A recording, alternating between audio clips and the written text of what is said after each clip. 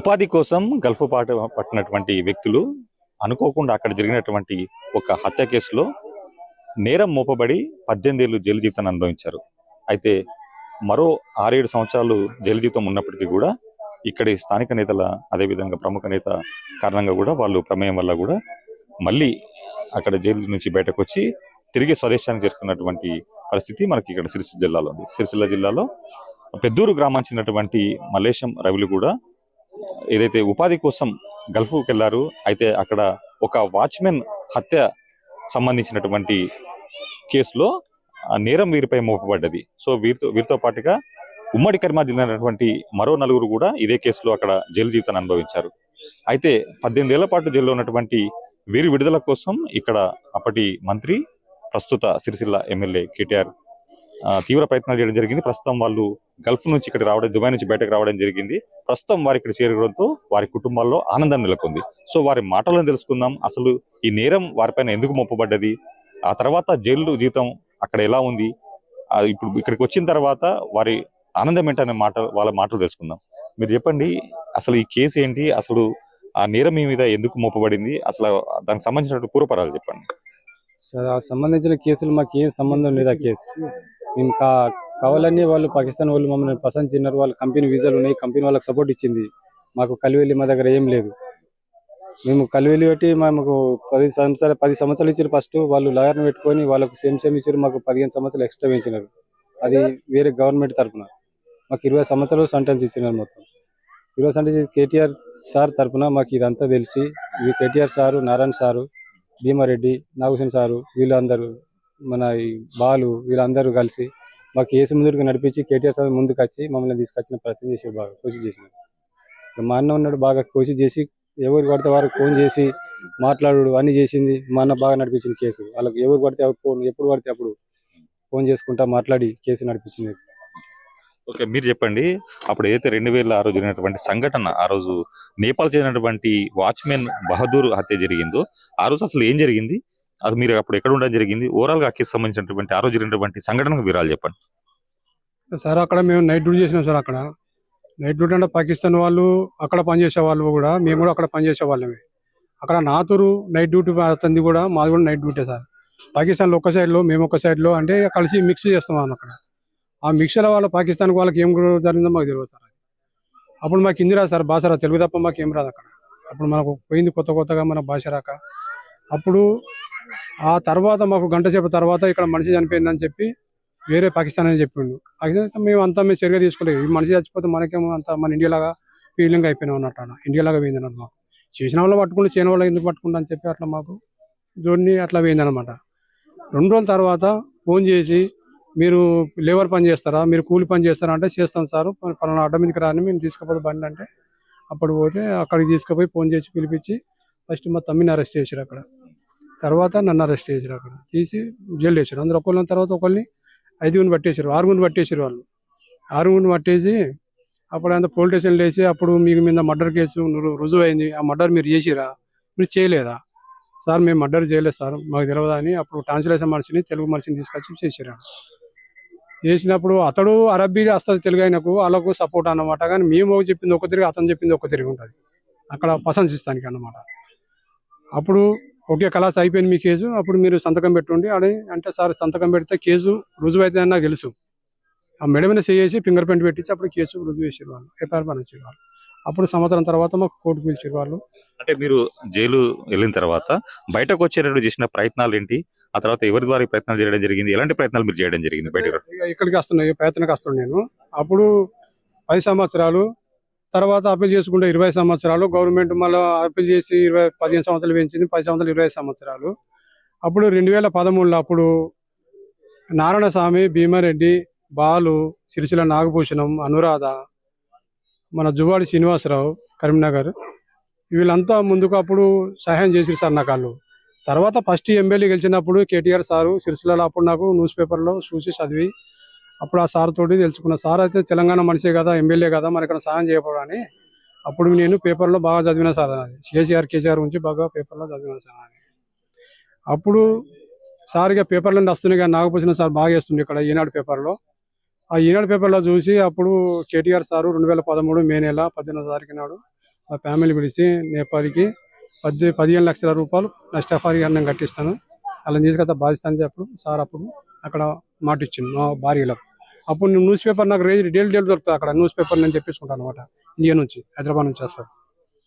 ఆ పేపర్ ద్వారా నాకు రిలీజ్ చేస్తుంటే అట్లా నాకు కేసు అన్నది సార్ అయితే ముందుకు వచ్చింది కదా, ఎప్పుడన్నా మాకు తీస్తారని మాకు నమ్మకం మాకు ఉంది అన్నమాట. అప్పుడు 2014లో పడన్ లెటర్ తీసుకొచ్చి 15 లక్షల నేపాలు కేటీఆర్ అక్కడ కట్టి పడని తెచ్చి అనురాధతోటి అక్కడ కోర్టులో సబ్మిట్ చేసిన. కోర్టు శిక్ష మాది తగ్గించలే, సేమ్ చేసారు వాళ్ళు. 2 సార్లు చేస్తే 2 సార్లు కొట్టేసారు వాళ్ళు.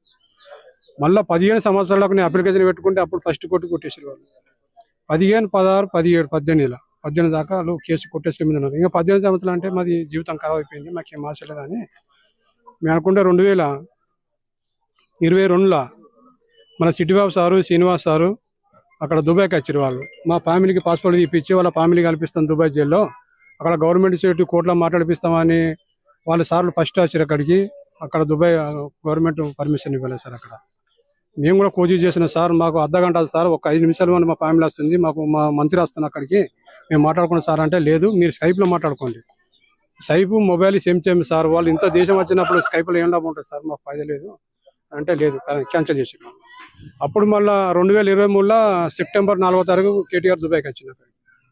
అక్కడికి వచ్చి అప్పుడు నా కొడుకు దుబాయ్లో ఉన్నాడు, 1 నెల ముందే వచ్చింది నా కొడుకు అక్కడికి. నా గురించి మా నాన్న ఏ విధంగా అక్కడ మాట్లాడి మన ఇండియన్ గవర్నమెంట్ మాట్లాడి ఎంబీఎస్తో మాట్లాడి దాన్ని కోషిష్ చేయాలన్న కొడుకు అక్కడికి వచ్చింది. కేటీఆర్ వచ్చిండు. అప్పుడు జువాడి శ్రీనివాసరావు, ఎల్లిరెడ్డిపేట సత్యం, మా కొడుకు, మన కేటీఆర్ సార్ అక్కడ మీటింగ్ జరిపి అక్కడ లాయర్ కూడా ఒక్కడికి ధరం 55,000 రూపాయలు ఇచ్చింది సార్. అక్కడ ధరం అంటే 55,000 లెక్క పెట్టుకుంటే ఇక్కడ 12-13 లక్షలు అయితే మళ్ళీ అక్కడ కట్టిన లాయర్ ఏం పని చేయలేదు, డబ్బు తిన్నాడు అక్కడ, ఏం పని చేయలేదు సార్. అప్పుడు మీటింగ్ పెట్టి మీ బాబు ఎన్ని సంవత్సరాలు అయిందంటే 18 సంవత్సరాలు అవుతుందా, మీ తల్లిలోకి ఎక్కడ మీటింగ్ పెట్టినా కానీ మీ తల్లు నాకు అక్కడికి వచ్చినా కానీ వాళ్ళతో నేను ఏం జవాబు చెప్తానని, ఏం మాట ఇస్తానని నేను వాళ్ళకు, అలా చూస్తే నాకు బాధ అనిపిస్తుంది అని చెప్పి నా కొడుకు చెప్పిన అక్కడ కేటీఆర్ సార్ దుబాయ్లో.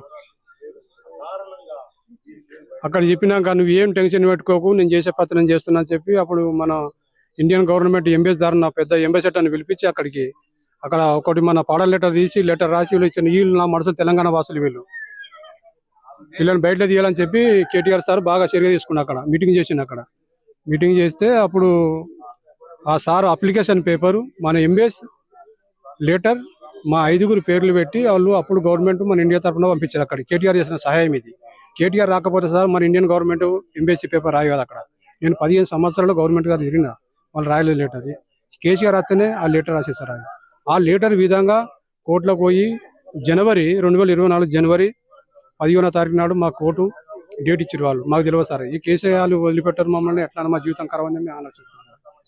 అప్పుడు కోర్టు పిలిచారు. అప్పుడు మమ్మల్ని మీ కేసు మళ్ళీ 22వ తారీఖు నాడు ఫైనల్ డేట్ అని చెప్పారు. అప్పుడు 22, 24 తారీఖు చెక్ చేసుకుంటే సార్ మళ్ళీ విడుదల పేపర్ వచ్చేసింది ముగ్గురికి. ఇంకొక మనిషి అక్కడ చిక్కిపోయింది సార్, అది ఆయన రాలే. ఆ కేటీఆర్ చేసిన సహాయంతో వచ్చి మా తల్లిదండ్రులని, మా భార్య, బిడ్డల్ని, మా ఫ్యామిలీని అందరిని మేము కలుసుకొని సంతోషంగా ఉన్నాం సార్. ఈరోజు అంతా కేటీఆర్ చేసిన సహాయంతో నేను ఇంత దూరంకు కష్టం కలుపుకుంటా, కాలం గడుపుకుంటా మేము వెళ్ళబోసుకున్నాం సార్. కానీ ఏం చేసుకోలేకుంటే ఇప్పుడు మా కాలు రెక్కలు చేద్దామంటే ఇప్పుడు మా దగ్గర ఏం లేదు సార్. ఇప్పుడు మాకు ఏదైనా కేటీఆర్ ఏదైనా ఉపాధి పని ఏదన్నా ముందుకొచ్చి మాకేమైనా సహాయం చూపించాలని, ఓదారు చూపించాలని కేటీఆర్ సార్ని నా మనస్ఫూర్తిగా కోరుకుంటున్నాను సార్. అంటే మీరు చేయని నేరానికి జైలు జీవితం అనుభవించిన మీరు చెప్తున్నారు కదా, సో జైలు ఉన్నప్పుడు మీ మానసిక పరిస్థితి ఏంటిది, ఆ తర్వాత మీరు అక్కడ జైలు చేసినటువంటి పనులు ఏంటి, అక్కడ మీతో ఎలాంటి పనులు చేయించేవాళ్ళు, అక్కడ జైలు జీవితం ఎట్లా ఉండేది, మీకు ఎట్లా గడిచింది మొత్తం? ఎట్లా అంటే నరకం అనిపించిన సార్. అక్కడ కేటీఆర్ ఇచ్చిన మాట మీద మేము బలంగా ఉండిపోయినాం. అట్లా ఈ రోజు కాకుండా రేపు కాకుండా ఎల్లుండి, ఈ సంవత్సరం కాకపోతే వచ్చే సంవత్సరం తీస్తారని మాకు నమ్మకం, గ్యారంటీ అది నిలిచిపోయింది సార్ మాకు బాగా.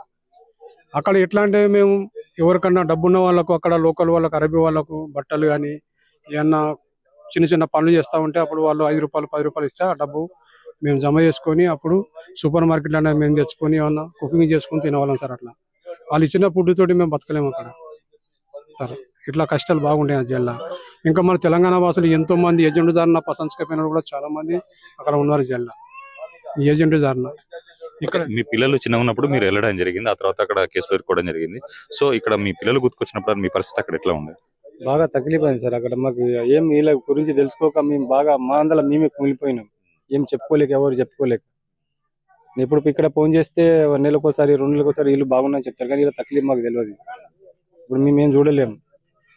అది మాకు మా అందరం మేము బాధపడుతున్నాం, మీలే అనలేక ఎవరిని మేము అడగలేక బాగా కష్టం వెళ్ళేసింది సార్ అక్కడ.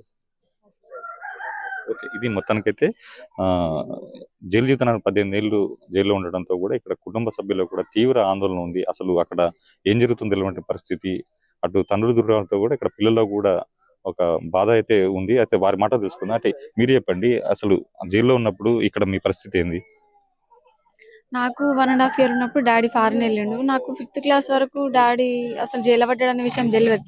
నాకు 6th class ఊహ తెలిసినప్పటి నుంచి అయితే చాలా బాధపడ్డా. ఇంటర్మీడియట్ సెకండ్ ఇయర్ దాకా చదువుకున్నా. ఇంకా పై చదువులు చదువుకుందామన్నా డాడీ లేడు, అమ్మకు చదివించేంత స్తోమత లేదని అమ్మతోని కూలి పనికి అయినా. ఎక్కడ మీటింగ్లు అయితే అక్కడికి మీటింగ్కి వెళ్ళినా. కానీ కేసీఆర్ సార్ అయితే చాలా హెల్ప్ చేసిండు. కేటీఆర్ సార్కి హార్ట్ఫుల్ గా థ్యాంక్స్ చెప్పాలనుకుంటున్నాను. అంటే అప్పటికి మీరు ఇప్పుడు మీకు ఊహ తెలియదు, తర్వాత ఇప్పుడు మీ తండ్రి గల్ఫ్కి వెళ్ళినప్పుడు, సో ఇప్పుడు చూసిన తర్వాత మీకు ఏం అనిపిస్తుంది? చాలా ఏళ్ళ తర్వాత మీకు వచ్చిన తర్వాత మీ ఆనందం ఎట్లా? ఆనందం అంటే అది చెప్పలేను, మాటల్లో చెప్పేంత ఆనందం అయితే అసలు కాదు. మాటల్లో కూడా చెప్పలేను మా నాన్న నేను చూసిన తర్వాత. మీరు చెప్పండి అమ్మా, ఏదైతే మీ భర్తలు అక్కడ కేసులో ఇరుకున్న తర్వాత ఇక్కడ మీ పరిస్థితి ఏంది? ఆర్థికంగా ఎట్లా ఇబ్బంది పడ్డారు? ఆ తర్వాత ఇక్కడ మీ పిల్లల బాగోలు చూసుకోవటం ఎలాంటి ఇబ్బంది పడ్డారు మీరు? కూలి పని చేసుకుంటూ వాళ్ళని చదువుతున్నాం సార్. సాధిన వాళ్ళని ఎంత పెద్ద ఎరువురు కూలి పని చేసుకుంటూ వాళ్ళు కూడా నాతోటి చదువుకుంటా అని మస్తు కోరుకుందమ్మ, మన దగ్గర డబ్బులు లేవు కదా, నేను కూడా కూలి పనికి వస్తాను. నా 2 బిడ్డలు కూడా నాతో కూలి పనికి వచ్చారు. పెరిగిన కొద్ది పెళ్లిలో ఈడికి వచ్చే ఆడపిల్లు ఉంటే ఎట్లా ఉన్నదని అంటే ఏదో ఇక వాళ్ళ నాన్న జైల్లో పడ్డాడు కదా ఎందుకు అని అంటే చేసుకున్నారు సార్. చేసుకున్నందుకు వాళ్ళ జీవితంలో నా భర్త అట్లా జైల్లో వాడు ఇట్లా వాళ్ళ జీవితం అయితే ఎందుకు కాకుండా వాళ్ళ రెక్కల కష్టం మీద చేసుకుంటాడుగా. అదే వాళ్ళ తండ్రి అయినప్పుడు పెళ్లి జరిగిన వీళ్ళు ఆ తండ్రి పోయినాక చిన్న పిల్లలు ఇక ఎంత 12 ఏళ్ళు 16 ఏళ్ళు 17 ఏళ్ళు వచ్చినాక పెళ్లి చేసిన సార్. నేనే ముగ్గురు పెళ్లి చేసిన. తండ్రి లేకుండా పెళ్లి చేశారు? పెళ్లి చేసిన సార్. నేను ఇద్దరికి చేసిన పెళ్లి నేనే చేసిన. వాళ్ళ బాబు అక్కడ జైలు ఉండగానే నేనే చేసిన. ఇక చేసి బాకీ. మీరు చెప్పండి అమ్మా, పెళ్లి సమయంలో మీ తండ్రి లేకుండా మీరు పెళ్లి చేసుకోవడం మీకు ఎంత బాధగా ఉంది? అప్పుడు ఎట్లా ఏం జరిగింది? చాలా బాధాకరం. అందరు తండ్రులు కాళ్ళు కడిగి ఇవి అవి చేస్తారు కదా, మాకేం అడగలేడు కాబట్టి ఏం చేయలేడు కాబట్టి ఇక బాగా ఉంది. ఇక అమ్మని బట్టి మా పరిస్థితిని బట్టి మేము 16-17 ఏళ్ళకే చేసుకున్నాం. ఇక మా డాడీ పెళ్లి జరిగేటప్పుడు డాడీ లేదు, మేము చాలా ఏడ్చాము. కానీ అందరూ తల్లిదండ్రులు కాళ్ళు కడిగి కన్యాదానం చేస్తే అది మేము ముగ్గురం, మా అన్నకు తెలీదు, మా ఇద్దరికి అక్క చెల్లెలకి మాకు కూడా తెలీదు. నాన్న లేని పెళ్లి మాకు చాలా బాధాకరం. కానీ ఇప్పుడు మన డాడీ వచ్చినందుకు చాలా సంతోషంగా ఉంది. కేటీఆర్ దయ వలన మా డాడీని మేము చూడగలిగినాం చాలు. మా పిల్లలు కూడా చాలా హ్యాపీగా ఉన్నారు. థ్యాంక్స్. సో ఇప్పుడు మరి ఫైనల్ గా మీరు ఏం కోరుకుంటున్నారు? సార్ కేటీఆర్ సార్ ఇక మాకు ఏదైనా సాయం చేస్తే మేము ఏదైనా చేసుకొని బతకగలుగుతాం. మా పిల్లలు మేము 18 సంవత్సరాలు మేము ఇప్పుడు ఏం చేయలేని పరిస్థితులు లేము. అది సార్ మాకు ఏదైనా తోదారు చూపిస్తాం, అదే కోరుకుంటున్నాం సార్.